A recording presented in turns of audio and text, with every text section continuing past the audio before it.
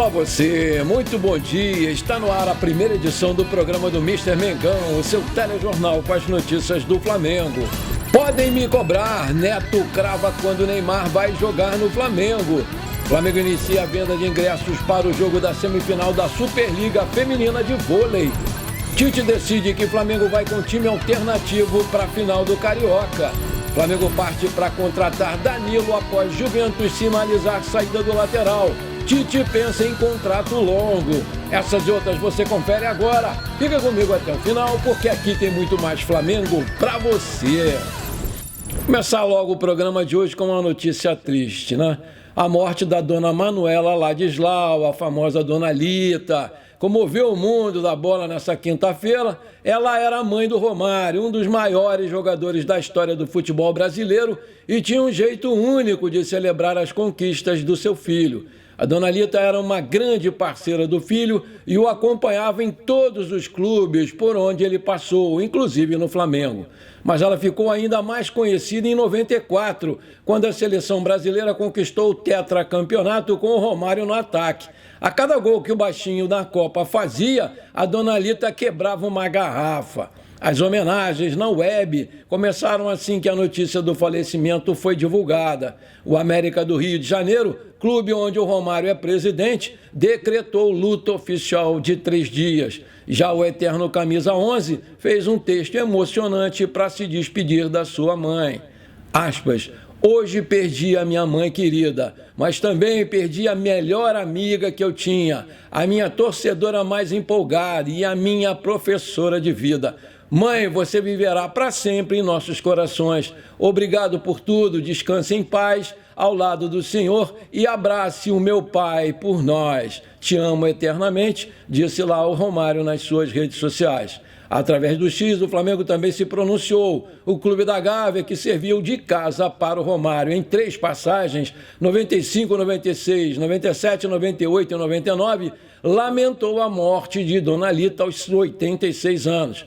Aspas, o Clube de Regatas do Flamengo lamenta profundamente o falecimento de Manuela Ladislau, a dona Lita, mãe do ídolo rubro-negro Romário. Muita força aos familiares e amigos nesse momento tão triste, disse lá o clube. Meu querido Romário, meus sentimentos, meu amigo, que a dona Lita descanse em paz nos braços do Senhor. Você sabia que a data de ontem, 4 de abril, é um dia especial para a torcida do Flamengo? Foi nesse dia, em 1955, que o Flamengo se tornou tricampeão carioca. Mais do que isso, o Flamengo se tornou o primeiro tricampeão da história do então recém-inaugurado estádio do Maracanã. As finais do terceiro título já nasceram históricas. Em 3 jogos com o América, vitória de 1-0, derrota por 5-1 e revanche de 4-1. Na finalíssima, o Dida marcou os 4 gols do Flamengo. Dida, ídolo do Zico, foi o maior jogador da história do Flamengo até o surgimento do Galinho.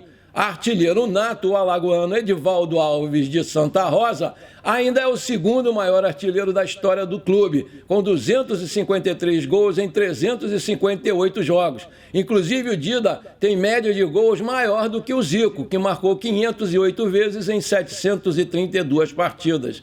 O 2º tricampeonato do Flamengo, mas o primeiro no Maracanã, foi envolvido ainda em uma história trágica, né? O título foi dedicado ao grande presidente do clube, Gilberto Cardoso. Apaixonado pelo Flamengo, o mandatário morreu de infarto antes da decisão, emocionado com uma vitória do Flamengo no basquete. O time que conquistou o tricampeonato de 53, 54 e 55 entrou para a história do Flamengo. Além do Dida, tinha craques que escreveram seus nomes nas páginas mais gloriosas do clube.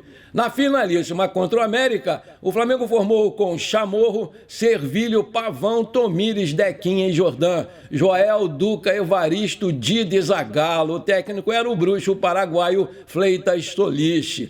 Esse time marcou tanto a história do Flamengo que virou até música. O sambista Wilson Batista compôs em 54 o samba rubro-negro. A letra citava 3 dos principais jogadores do time, Rubens, Dequinha e Pavão. Apenas por questão de métrica e rima, não citava Dida, Evaristo e Zagallo.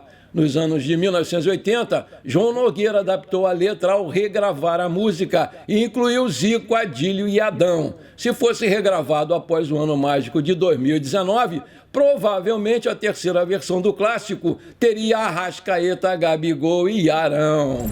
O Flamengo segue a sua caminhada rumo ao título da Superliga Feminina de Vôlei. Na semifinal do torneio, as meninas da Gávea vão encarar o Praia Clube. O primeiro grande jogo acontece na próxima segunda-feira, dia 8 de abril, em Uberlândia, Minas Gerais. Nesse cenário, visando o segundo jogo entre as equipes no Maracanãzinho, o Flamengo abriu a venda dos ingressos. A comercialização dos bilhetes para esse jogo do Flamengo teve início às 10 horas do horário de Brasília dessa quinta-feira. A venda está acontecendo pelo site Guichê Web, com entradas custando entre 20 arquibancada e R$ 70 cadeira especial.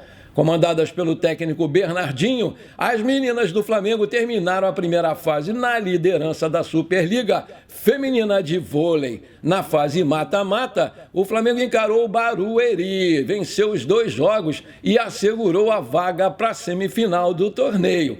É importante frisar que essa não vai ser a primeira vez que Flamengo e Praia Clube vão se enfrentar na semifinal da Superliga Feminina de Vôlei.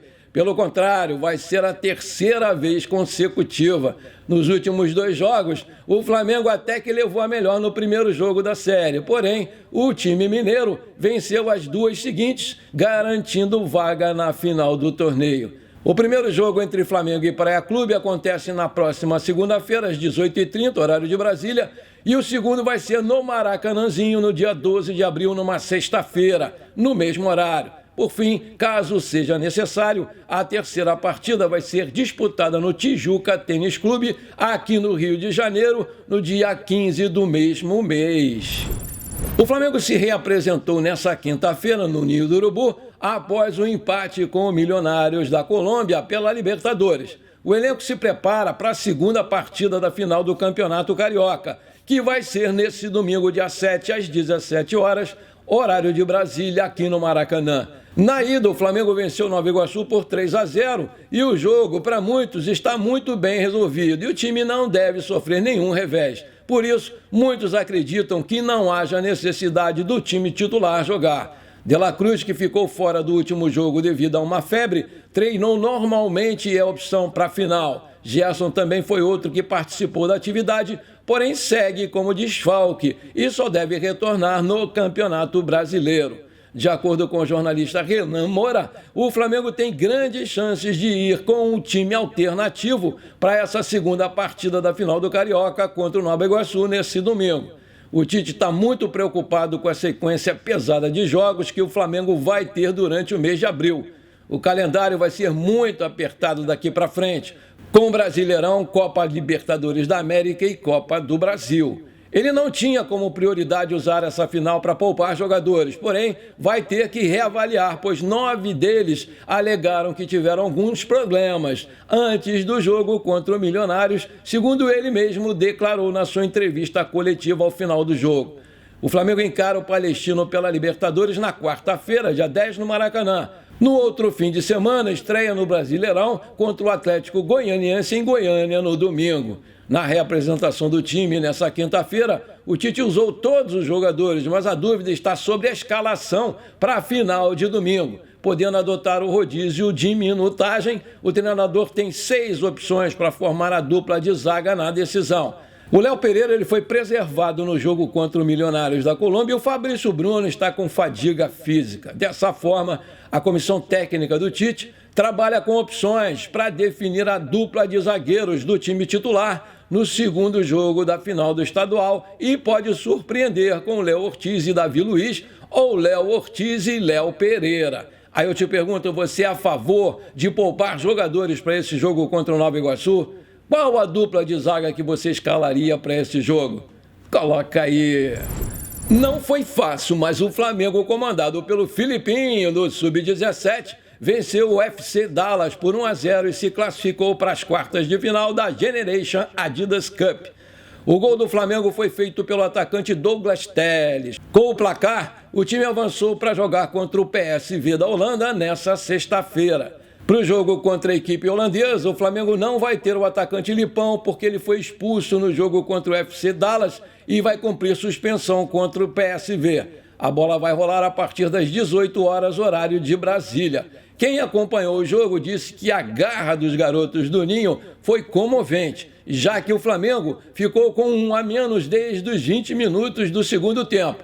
O cartão vermelho do lance do Lipão aconteceu quando o árbitro interpretou uma simulação do jogador. Antes disso, ele já tinha recebido um cartão amarelo por uma falta num jogador do FC Dallas. Vamos lá, Filipinho, vamos ganhar essa aí. O Flamengo tem que ficar de olho bem aberto em sua situação no grupo E da Copa Conmebol Libertadores, porque em pleno El Teniente, no Chile, o Palestino recebeu o Bolívar e perdeu de 4 a 0. Os gols foram marcados por Francisco Costa 2 vezes, Bruno Sávio e Ramiro Vaca. Durante o confronto, o Palestino ainda teve o zagueiro Ivan Roman expulso. Agora, o Bolívar é o líder disparado com 3 pontos no grupo. Mesmo longe da altitude de La Paz, o Bolívar teve muita tranquilidade para vencer o Palestino. Ao todo, os bolivianos atingiram a marca de 62% de posse de bola e deram 16 finalizações no gol dos chilenos. Por outro lado, o Palestino, que jogava em casa, teve 38% de posse de bola e 10 chutes no gol do adversário.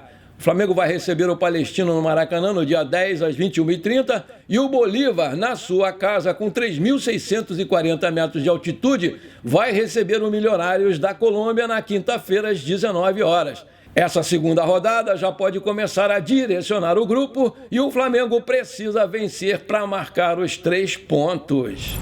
Maravilha! Se você está curtindo o nosso programa, então não esquece. Manda brasa agora no like para fortalecer o nosso canal. Se você ainda não é inscrito, bora lá, me dá essa moral, vou ficar muito feliz com você. Aperta o botãozão inscrever-se, aperta o sininho ali, pronto. Simples assim, muito obrigado. O tema sobre o Neymar no Flamengo voltou a ser debatido na TV. Durante o programa Os Donos da Bola da Bandeirantes, o apresentador Neto descartou o retorno do craque para o Santos e cravou que o jogador vai voltar ao futebol brasileiro para jogar pelo Flamengo. Em seguida, o ex-atleta Souza confirmou essa informação. Aspas, o Neymar vai jogar sim no Flamengo, não é Santos, nada disso. O Neymar vai vir para o Flamengo antes da Copa do Mundo. Vocês podem ter certeza disso, vocês podem cobrar isso de mim, disparou o Neto. Não demorou para o Souza dizer e ainda acrescentar, Gabigol, eu também tenho essa informação de um amigo, ele pediu até para gravar. Neymar vai para o Flamengo e o Gabigol vai para o Palmeiras. Em julho de 2022, o Mundo Rubro-Negro fez uma apuração de que estaria nos planos do Neymar jogar pelo Flamengo, caso o Brasil conseguisse conquistar o Hexa. Entretanto, a seleção brasileira acabou caindo para a Croácia e o Neymar retornou ao PSG e, em seguida, foi vendido ao Al Hilal da Arábia Saudita, onde tem contrato até junho de 2025. Em Orlando, nos Estados Unidos, o presidente do Flamengo recebeu um pedido de um jovem torcedor para contratar o Neymar. Entretanto, em tom de brincadeira, o Landim afirmou que a única possibilidade seria vendendo todo o elenco para que o astro jogasse sozinho. Aspas, o Neymar custou mais de 200 milhões de euros ao Al Hilal. Meu orçamento é de 35 milhões de euros por ano. Como você quer que eu contrate um Neymar? O Neymar ganha igual a todo o time do Flamengo junto. Você prefere o Neymar jogando sozinho ou ter um time todo do Flamengo? Perguntou com risadas o presidente Rodolfo Landim. Uma das carências do elenco do Flamengo, apesar da movimentação no início do ano, é a lateral direita. O Varela e o Wesley ainda não passam confiança para a torcida do Flamengo. Mateuzinho, no começo do ano, foi negociado com o Corinthians por empréstimo. Em janeiro, o Bola VIP Brasil apurou que o Tite havia dado um sinal verde para uma investida no Danilo, ex-jogador do Santos e agora a seleção brasileira. Aos 32 anos, o lateral direito está chegando ao fim do seu contrato na Juventus da Itália, que expira em junho de 2025. Na tarde dessa quinta-feira, o jornal italiano La Repubblica informou que há grandes chances da velha senhora negociar o jogador na próxima janela de transferências em junho. O Mengão mantém o seu nome em stand-by. Segundo a publicação, a Juventus trabalha com duas opções. A primeira é manter o jogador até o final do seu vínculo e perdê-lo de graça. A outra é vender o Danilo por uma boa proposta. O portal apurou que o Flamengo trabalha, após conversa com Tite e sua comissão, com um contrato longo para oferecer para o Danilo. 3 temporadas, a fim de dar segurança ao lateral direito da seleção brasileira. Há mais de uma década na Europa, o Danilo possui uma história grandiosa pela Juventus. Contratado junto ao Manchester City em 2019, o brasileiro já soma quase 200 jogos pela equipe de Turim. Além da qualidade técnica e por ser um pilar defensivo no esquema tático, o Danilo é importante no vestiário para a Juventus, informa o jornal La Repubblica. Pela manchete, o fim se torna mais próximo do lateral na Itália. No Brasil, o Flamengo lidera a corrida pelo lateral direito, mesmo que a diretoria não comente isso oficialmente. Vale reforçar que o Danilo esteve nas Copas do Mundo de 2018 na Rússia e 2022 no Catar, quando foi convocado pelo próprio Tite. Hoje, segundo o site Transfer Market, o lateral da Juventus é avaliado em 12 milhões de euros, 65 milhões de reais na cotação atual. Ele seria o segundo jogador que o Flamengo tentaria a contratação para a janela de meio do ano, após o meia André Franco do Porto já ter sido anunciado nessa semana. Recentemente, torcedores do Flamengo resgataram um vídeo em 2019 em que o Danilo declara ser rubro-negro de coração. Ele manifesta ter carinho pelos 2 clubes que defendeu aqui no Brasil, o América Mineiro e o Santos. Entretanto, na sequência, não deixa de comentar a sua identificação com o Flamengo. Aspas, eu e minha família, desde pequeno eu sou flamenguista, torcedor do Flamengo. Meus pais, meus irmãos, são todos rubro-negros, disse ele quando ainda defendia o Manchester City da Inglaterra. Aí eu te pergunto, Danilo seria um bom reforço para o Flamengo? Você apoia a sua contratação? Coloca aí!